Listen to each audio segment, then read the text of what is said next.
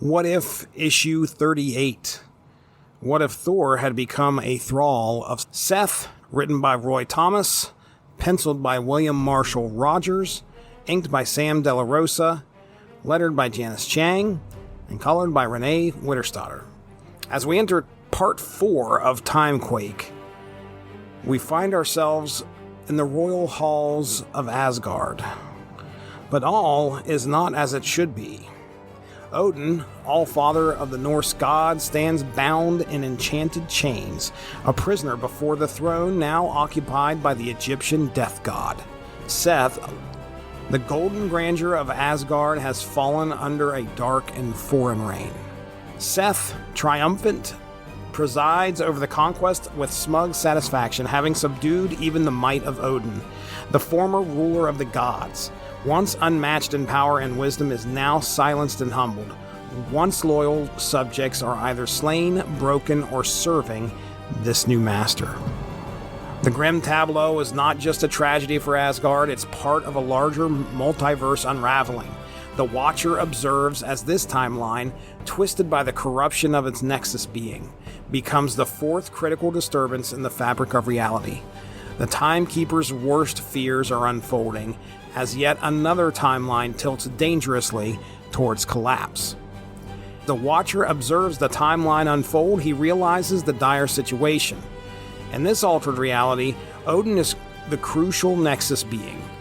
Recently, the Egyptian god of death, Seth, launched an assault on Asgard. In this version of events, Odin is now ensnared by Seth, who has taken the form of a massive serpent. With Odin moments from death, the Timekeepers confirm that if Odin perishes, their cause and perhaps reality itself is doomed. Yet their cold logic justifies these sacrifices in the name of preserving the timeline, even as another Timekeeper vanishes, leaving only one. Desperation is mounting. As they consult the chronosphere, the battle of the Egyptian realm of death is revealed. Thor, Sif, and the Warriors 3 are engaged in brutal combat with Seth's demonic legions. Their valor is not enough. Fandral falls first, impaled by a cursed spear. Hogun dies shortly after, urging his comrades not to risk themselves. Sif's anguished cry reaches Thor's ears, and together they fight to avenge their fallen brothers, determined to make their enemies pay in blood. Just then, the monstrous Grog the God Crusher, servant of Seth, arrives on the battlefield, proclaiming his intent to destroy Thor. Sif courageously stands in his way, attacking with fury to protect her beloved. For a fleeting moment, it seems like she might triumph. But Grog is too powerful. He strikes her down, boasting of his brutal title. Thor, watching helplessly, swears vengeance and curses his own inability to help her in time. Thor, desperate to save Odin, battles through Seth's forces and reaches his father, who is clearly weakened and nearly unresponsive. But before he can do anything, Seth himself appears, mocking Thor and reminding him that he has sworn vengeance ever since Thor cost him his right hand. As Seth blasts Thor from behind, he loses consciousness. Thor awakens chained in a dungeon where Seth gloats and introduces the players who helped Odin enthrall. The wizard Grog and a traitorous Loki. Grog also reveals another prisoner, the goddess Carmilla, who fought to avenge her lover Balder but fell to Grog's strength. Carmilla is now tormented, refusing even to speak to her captor. Meanwhile, Seth and Loki mock the imprisoned Thor. Loki, in his usual sly manner, exchanges barbs with Seth, who takes pleasure in letting Thor stew in his defeat while his allies are slaughtered above. The scene cuts to a new wave of destruction, as Seth targets the Celtic gods, signaling a widespread annihilation of pantheons to come. The various sky fathers of different pantheons all gather in a neutral realm. Disturbed by Seth's brazen assault on other gods, Zeus expresses disbelief that one god would attack another's pantheon, an act considered taboo among the divine. But the situation is urgent, and their debate begins. The gods recall past conflicts, such as Olympus's clash with Asgard, but they agree the past incidents pale in comparison to Seth's aggression. They weigh their responsibilities and recall their prior alliances with Thor. realizing they cannot let Seth's offenses go unpunished. Quetzalcoatl questions whether other death gods might exist in their ranks, what Seth's counterparts might do, and whether acting against one could disrupt a greater balance. Elsewhere, Mephisto reveals he has already spoken to many other underworld gods like Pluto and Hela, and rallied support. A coalition is forming. The gods agree, unless Asgard can save itself swiftly, their combined pantheonic forces will rise up against Seth. However, cosmic forces take notice. The Watcher and one of the Timekeepers observe the threat this divine war poses to all reality. The Timekeeper warns that if Odin is rescued from outside time, it may unravel time itself. He vows to prevent such an erasure, even if it means standing against any who try. Uatu departs, not to interfere, but to observe these epochal events unfold, as the night falls heavily upon besieged Asgard. As Seth's grip on Asgard tightens, even Odin's once mighty palace has been reduced to a vulgar tavern for the conquering forces. One such reveler, the hulking god-crusher Grog, drunkenly stumbles through the ruins, slurring his words and mumbling about Karnilla. Vulnerable and off guard, he barely realizes he's being watched until a feral figure explodes from the shadows. Wolverine strikes fast and vicious, his claws slashing through Grog's defenses with lethal precision. The warrior barely has time to react before he's silenced forever, his throat shredded beyond repair. As Grog's body hits the ground, two more shadows step from the darkness, silent allies moving in lockstep behind Wolverine. The resistance has begun. Elsewhere, in the captured realm, the chained thunder god endures taunts from Egron, one of Seth's emboldened sorcerers, mocking Thor's previous transformation into a frog and doubting his strength. Egron unleashes his magic, but Thor is undeterred. With a roar of defiance, he shatters his chains and surges forward, his strength diminished but not broken. In a flash of lightning and fury, Thor is hit with a devastating blow that sends him flying. Thor, weary and drained, finds Egron more of a challenge than he expected. Just as the evil sorcerer prepares to turn Thor into a toad for eternity, a thunderous crash interrupts his spellcasting. Bewildered, Egron unleashes his magic against the intruder, but to his shock, the spell has no effect. The mysterious new arrival is unfazed, revealing with a wry comment that they aren't from Asgard. This newcomer swiftly subdues Egron with a powerful energy blast. Thor, freed from his shackles, expresses his gratitude and asks to see his rescuer. When the armored figure steps forward, Thor is stunned. The stranger looks like Iron Man, but this is no Tony Stark. Introducing himself as Iron Droid, he gestures to his companions, an alternate version of Doctor Doom and a very familiar but slightly different Wolverine. The group explains that they come from parallel realities. They observed Thor's plight from another dimension and intervened at a crucial moment. Thor, slowly regaining his strength, tries to make sense of their presence and identities.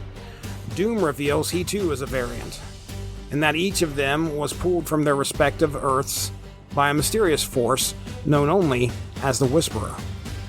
With the pieces falling into place, Thor realizes that this may be the beginning of something far greater than a mere rescue. The Whisperer, revealed to be a mysterious figure operating behind the scenes, explains to Thor and the others why he has brought them together. Each of them plays a vital role in the looming battle to come. He hints that, with only limited aid from him, two previous realities have been salvaged while one has been lost, and now the cosmic balance teeters on the brink. As he cryptically explains the stakes, even the mighty Thor struggles to grasp his meaning. Elsewhere, at the Citadel at the end of time, the last surviving Timekeeper watches the unfolding events and finally realizes the identity of his enemy, the Whisperer. Yet even with all his power, the Timekeeper cannot fully pierce the layers of mystery cloaking the Whisperer's true self. Realizing the situation is becoming more fragile by the moment, he knows he must soon act directly. Meanwhile, in Asgard, Loki and Seth stand over a captive Odin, strapped to a monstrous machine.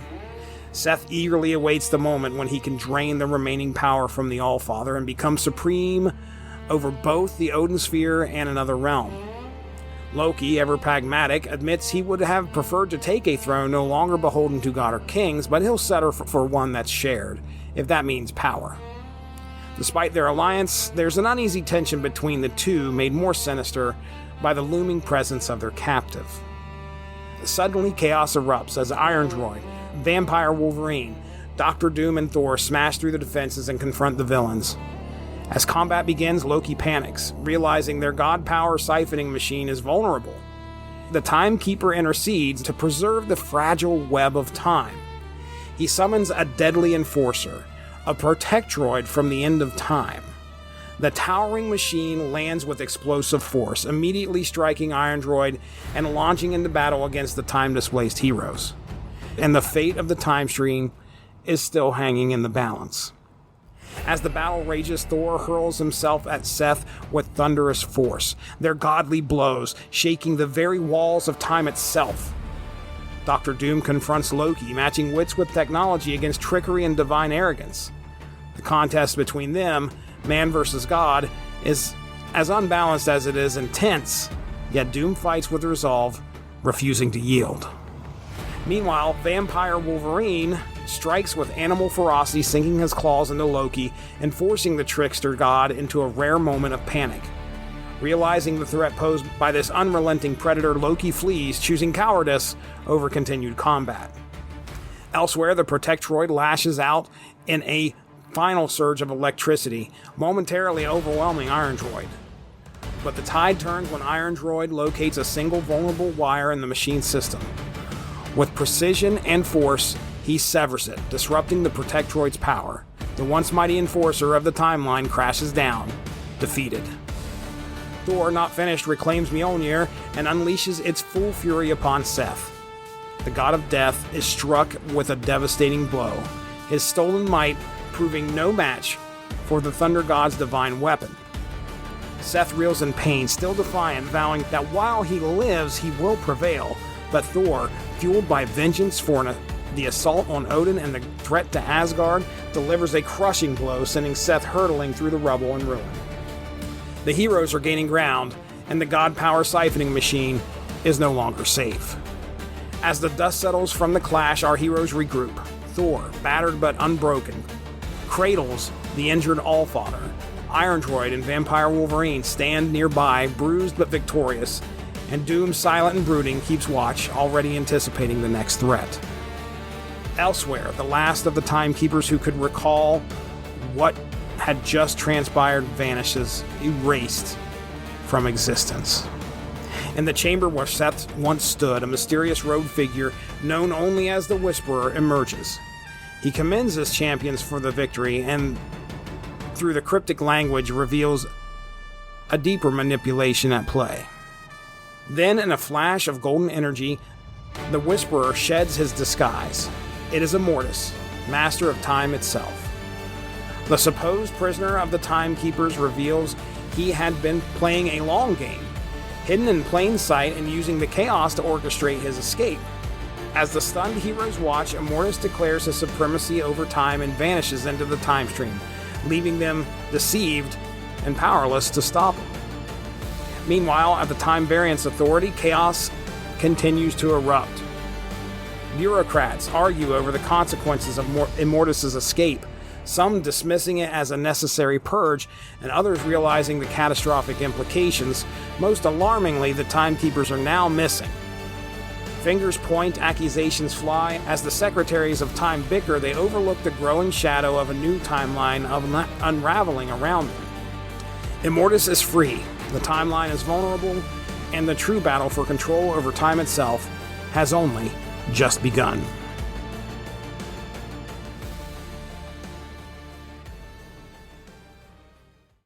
Thanks for being here for this part of Timequake. Make sure to tune in tomorrow for the next exciting installment.